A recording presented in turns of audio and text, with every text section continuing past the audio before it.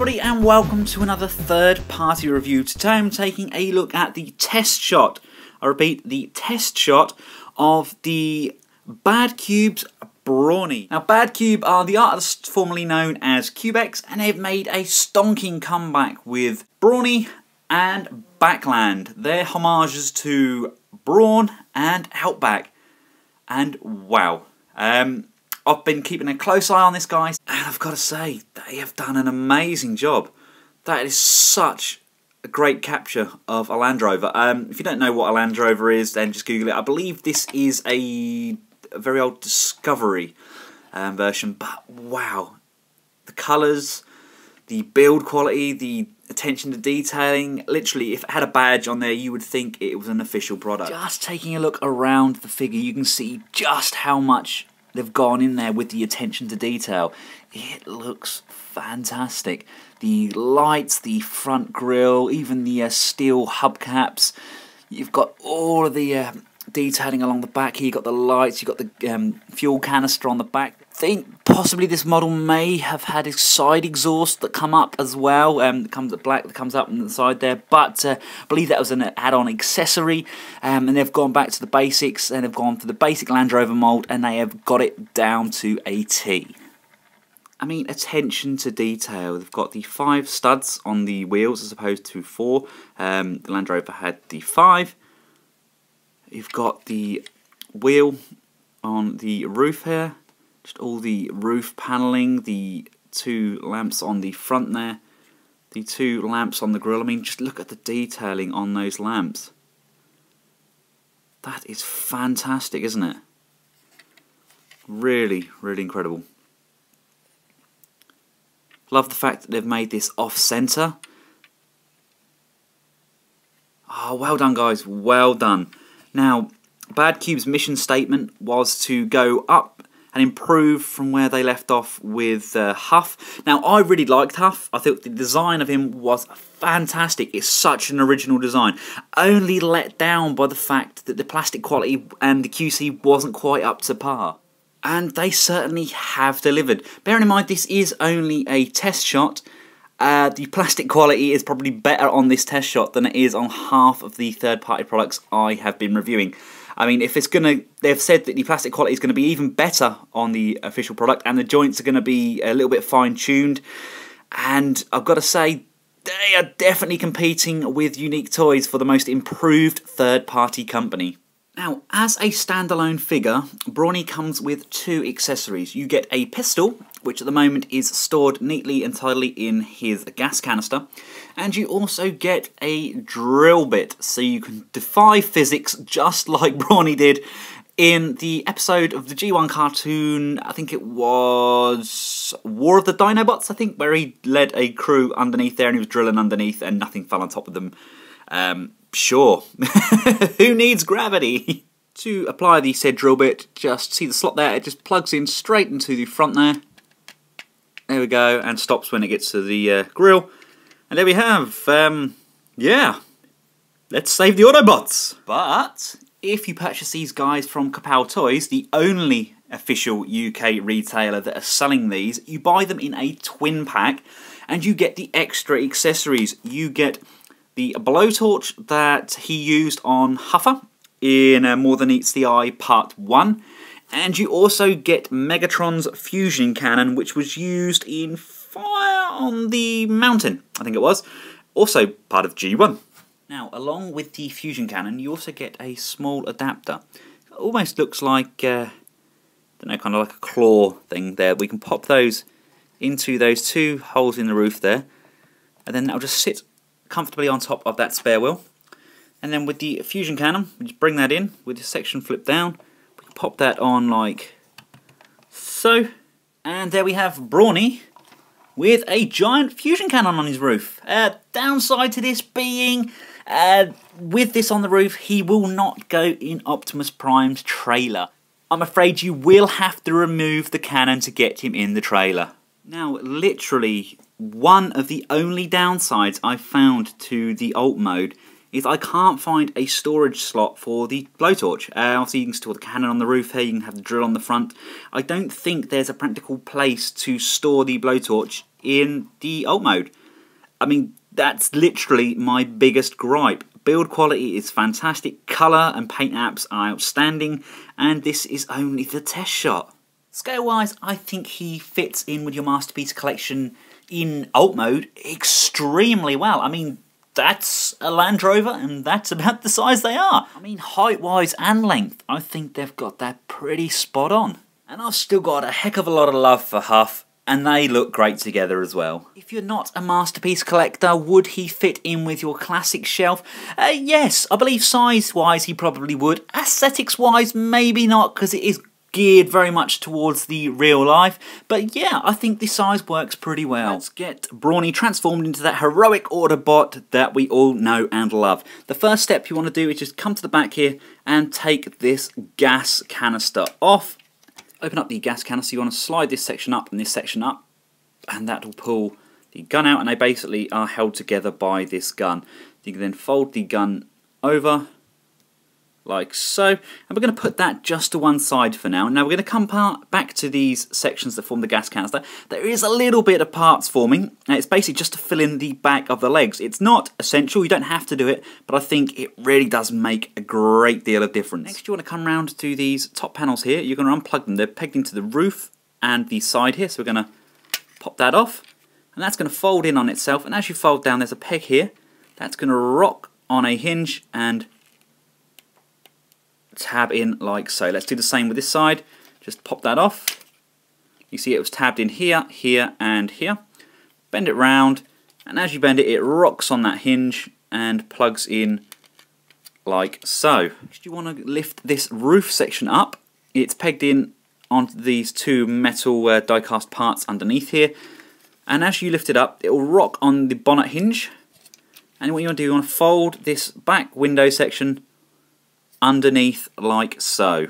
With it folded under, you can now apply pressure just above where the wheel is. There's a hinge. Push that and that will fold this entire section underneath the front windscreen. These back tail light sections are plugged into the die cast knees. Now remember, this is only a test shot and all the die cast parts will be painted on the final release. So just unpeg those and just bring those into the middle for now. From this position we can basically just unfold them, and if you look, the knees are actually folded the other way round. Rather than bending back on themselves, they're actually bending forwards, which is very different and very unique, and I actually really like it. So if we just pull down here, this whole section will just pull out and extend, and we can just separate the legs by pulling them apart. Let's just get those out and sprued out of the way. And whilst we're here, we may as well open up the arms. They're tabbed in just on the inside of the forearm, so we just apply a little bit of pressure and unfold those out. You see it's on that double hinge. So again, apply a little bit of pressure and it's pulled away from this tab, and just pull those out of the way. You want to bring these feet sections, they're on a hinge here, you want to rotate it round, bring the toe down and then rotate it round so it's facing that way. This is where the parts forming comes into play. You grab the gas canister section and plug that into the hole on the inside of the calf, and then this section here comes around, and you see there's a hole just here that's going to tab in like so, and you see that's filled up the back of the shin. Now on this leg I haven't done that, so you can get away with having the leg without the gas canister in, but I just think having this section filled up, I just think that really gives him a little bit more mass to his legs. At the moment, your die-cast knee plates are sat inside the actual calf. Now applying pressure just to the back of the knee, you can just bring that section forward, bringing those knees right to the front. You can then rock your knee joint up and forward again. I really like the top half transformation section because it's really quite nice. Everything folds in and it's really firm, and we want to pop this section off. This section on the front of the cab here, that's also tabbed in, so we're just going to untab that like so. You want to grab this section, you want to rotate it down like so, and then this yellow bit that was the grille, you can see there's a head under there. As you bring that forward, flip the grille section down, that tabs in, and we can rotate Brawny's head like so. You've got this nice big die-cast metal hinge, which again will be painted. Rotate that back like so, Now what you need to do, I'm trying to get this on camera, there's a peg just on the inside on that metal die cast hinge, and there's a peg just underneath the neck of Brawny. Just line those up and push those both together. There we go, and that will peg in securely either side of that joint. Grab the arms, and including the yellow section underneath them, just rotate that round and around until it hits this, which then stops it. Bring this section up. You can then bring Brawny's chest section down. It's on a rotating hinge. I'll peg into the crotch. Bring these sections in the side. And there's a tab on here and a tab on here. They are going to peg in once you flip them round, like so. And do the same with this side. Bring that round, flip that in like so. And that secures that entire chest section in. Then come around to the arm, rotate it. Then it's on a double jointed hinge, so get that how you want to position it. Come to the underside, and like you get with most of these masterpiece figures now, you want to apply pressure to the tab to flick out the hands. Bring those up and close that tab back down, like so. And on the back section here, just bring that back cab back down again. That's my only downside to the robot mode, really. So much work went into the front folding section. The back just flipping down there is a little bit anticlimactical. We can then just bring his gun. It's very similar to that of the other masterpiece figures. Just bring that in, bring the fingers over, and there we have him. And there we have him in robot mode, and I must say this mode is outstanding. I absolutely love it. They have captured the G1 down to a T. He looks like he's literally ripped straight from the anime. I love it. I absolutely love it. He's sturdy, he's firm, his joints are tight, the plastic quality is good, if not great. He holds his weapons well, he can get him in incredible poses, the joints are there. You just need to pose him how you want to. I am extremely, extremely impressed. Well done guys, you've done an outstanding job. Speaking of joints, let's cover the articulation while we're here. The head is on a dual swivel as opposed to a ball, so you can look left and right, and you can rotate it up. You can look up pretty high, so you can do the whole I've been shot pose, or you can put it down just a little bit. He hasn't got a great deal of downward motion. The shoulders go up and down. Can you hear that ratchet? It's a nice soft ratchet. It's not overly tight, but it's going to be tight enough for you to support some sort of weight on him. You can swivel it out and he will be able to hold a heavier figure above his head. He has got an upper bicep swivel. Again, really nice tight joint. Not so tight as I'm going to be scared to break it, but it is a nice tight joint. You've got those double jointed elbows, partly due to the transformation, but they work extremely well, and you can get him holding his gun up nice and high like I have here. He does have a waist swivel, although it is somewhat hindered. It doesn't quite look right because it comes around and hits the back section there, but I mean it's enough to get some nice good poses from the front view there. You've got, again, nice ratchety clicky joints on the thighs. They come up really nice and high for a nice high kick there. Forward motion, good sitting motion there. Bring that right up. There we go.